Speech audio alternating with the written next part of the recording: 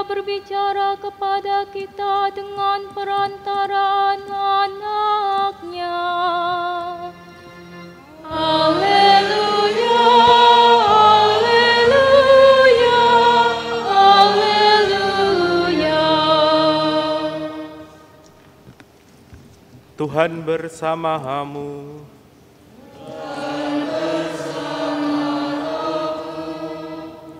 Inilah Injil suci menurut Lukas.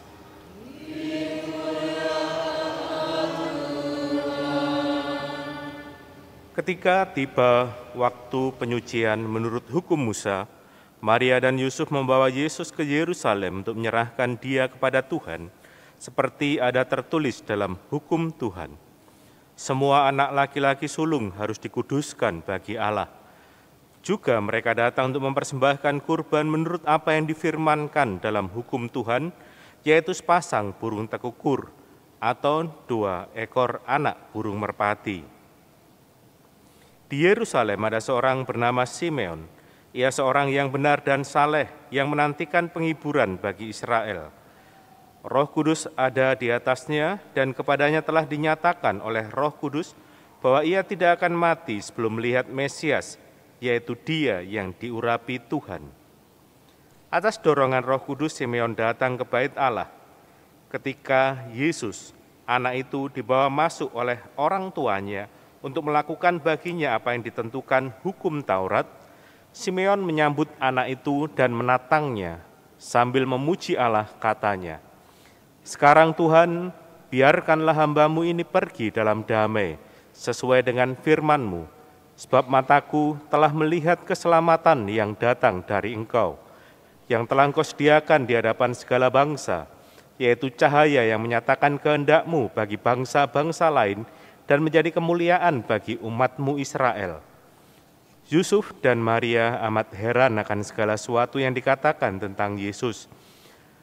Lalu Simeon memberkati mereka dan berkata kepada Maria, ibu anak itu, "Sesungguhnya anak ini ditentukan untuk menjatuhkan dan membangkitkan banyak orang di Israel, serta untuk menjadi suatu tanda yang menimbulkan perbantahan, supaya menjadi nyata pikiran hati banyak orang.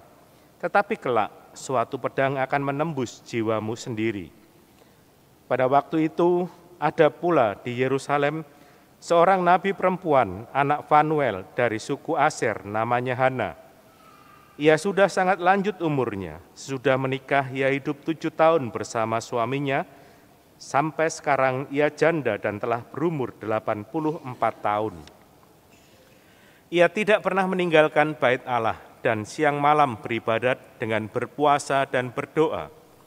Pada saat itu juga Hana pun datang ke bait Allah dan mengucap syukur kepada Allah, serta berbicara tentang anak itu kepada semua orang yang menantikan kelepasan untuk Yerusalem.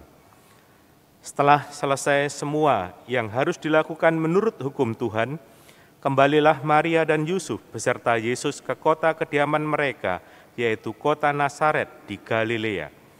Anak itu bertambah besar dan menjadi kuat, penuh hikmat, dan anugerah Allah ada padanya. Demikianlah sabda Tuhan.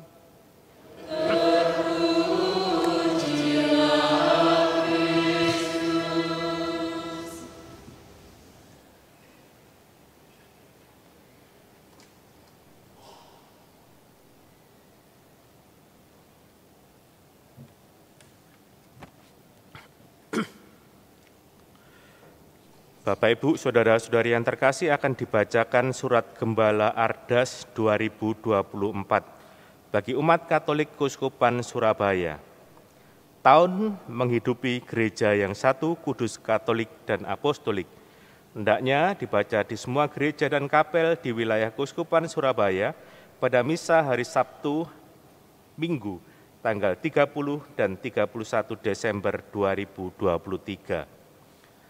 Para romo, suster, bruder, frater, katekis, dan saudara sekalian umat Allah di Keuskupan Surabaya yang terkasih, masih dalam suasana duka yang mendalam sehubungan dengan berpulangnya Bapak Uskup Monsinyur Vincentius Tikna Wisaksono ke pangkuan Bapa di surga, Maka dalam doa dan restunya kita tetap konsisten meneruskan cita-cita beliau dalam menggembalakan umat di Keuskupan Surabaya seperti telah dirumuskan dalam arah dasar.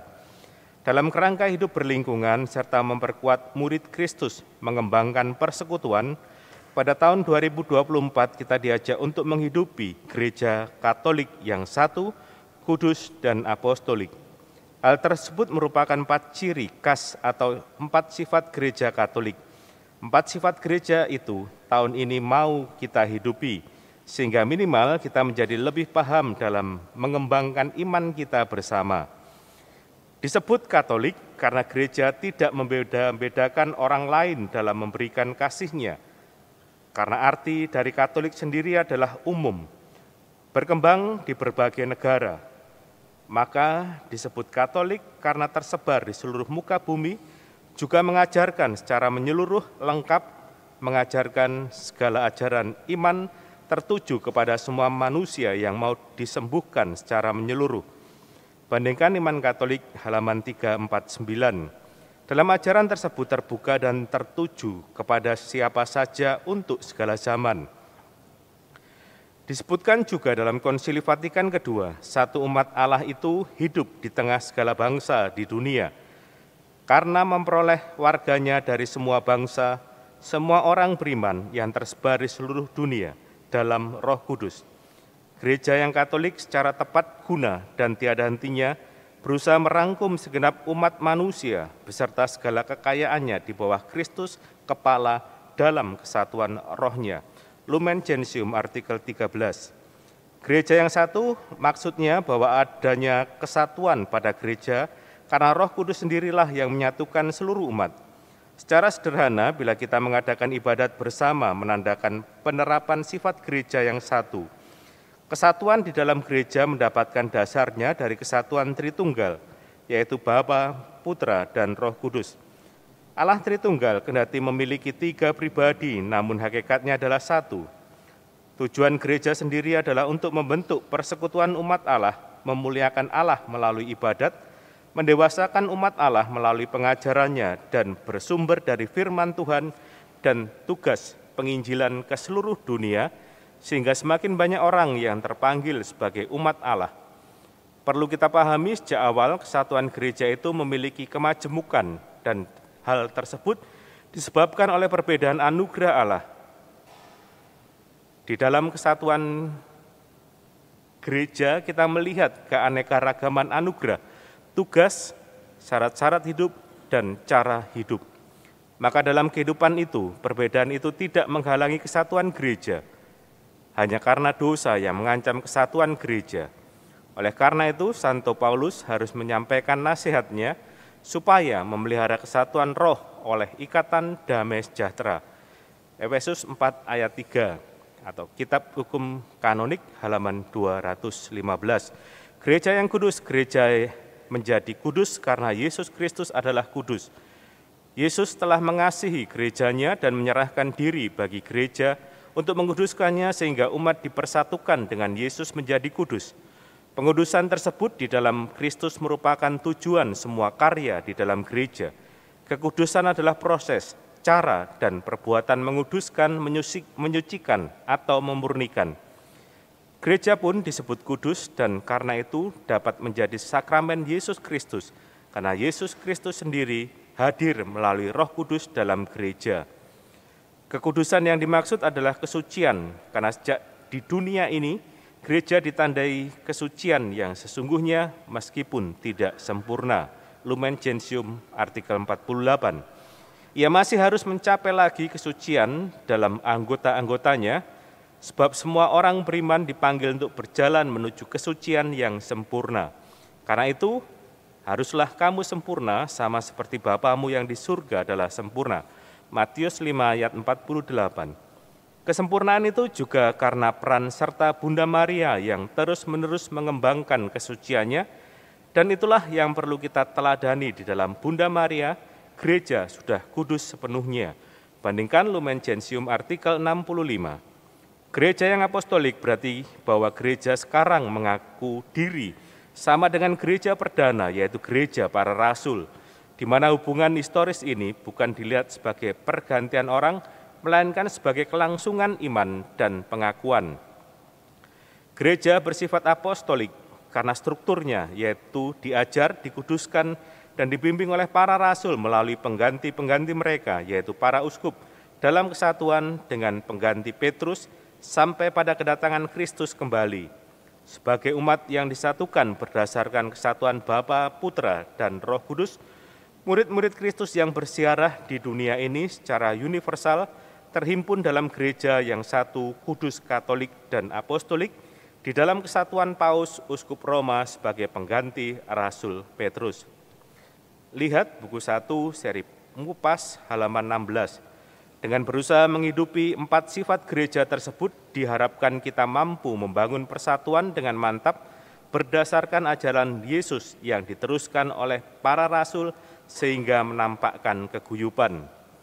Saudara-saudari umat Allah yang terkasih, dalam kesempatan ini saya ingin menyampaikan sedikit pesan sidang tahunan Konferensi Wali Gereja Indonesia tahun 2023. Temanya adalah Berjalan Bersama Menuju Indonesia Damai. Meminjam istilah peritus sidang Profesor Dr. Antonius Edi Kristianto OFM, makna dari tema tersebut antara lain, Gereja Katolik Indonesia sebagai bagian tak terpisahkan dari masyarakat Indonesia terus berjalan bersama, sehingga masyarakat sendiri menghadapi dinamika yang tidak kurang menantang. Sementara masyarakat sendiri menghadapi dinamika yang tidak kurang menantang. Masalah yang ada di permukaan dan menantang kiranya bukan situasi damai, melainkan bagaimana mewujudkan keadilan sosial yang merata.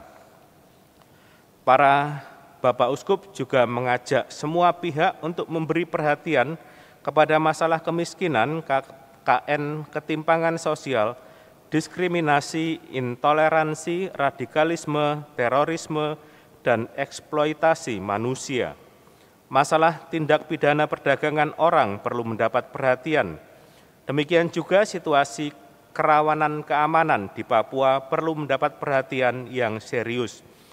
Hal yang menarik dari para uskup adalah mengajak seluruh umat untuk tetap peduli terhadap pemanasan global.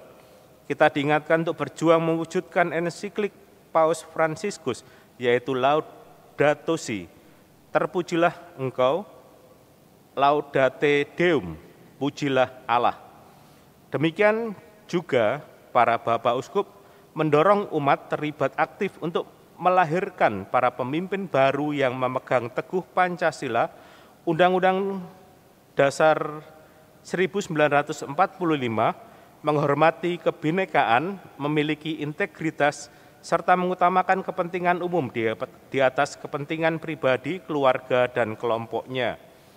Dalam waktu dekat, hal yang penting perlu kita ketahui adalah bahwa tahun 2024 diperkirakan suhu politik akan meningkat karena diduga ada kecenderungan turunnya kualitas demokrasi, terutama terkait pemilihan presiden, wakil presiden, pemilihan anggota legislatif, kepala daerah, gubernur, bupati, dan wali kota, dan anggota Dewan Perwakilan Daerah. Dalam hal ini diingatkan akan bahaya politik identitas berdasarkan SARA, rawan dimanfaatkan oleh para kontestan politik. Bagi kita yang perlu diperhatikan, pemilu bisa berjalan secara langsung, umum, bebas, rahasia, jujur, dan adil, luber jurdil. Masih ada beberapa hal yang perlu didalami secara langsung dalam pesan sidang KWI 2023. Bisa dibaca sendiri secara viral di media sosial beberapa waktu yang lalu. Seraya berdoa kepada Bunda Maria sebagai Bunda Allah, kita mohon pertolongan untuk kesejahteraan umat di Keuskupan Surabaya, diteguhkan dalam iman, harapan, dan kasih, terlebih menghidupi imannya dalam gereja yang Katolik, satu, kudus, dan apostolik.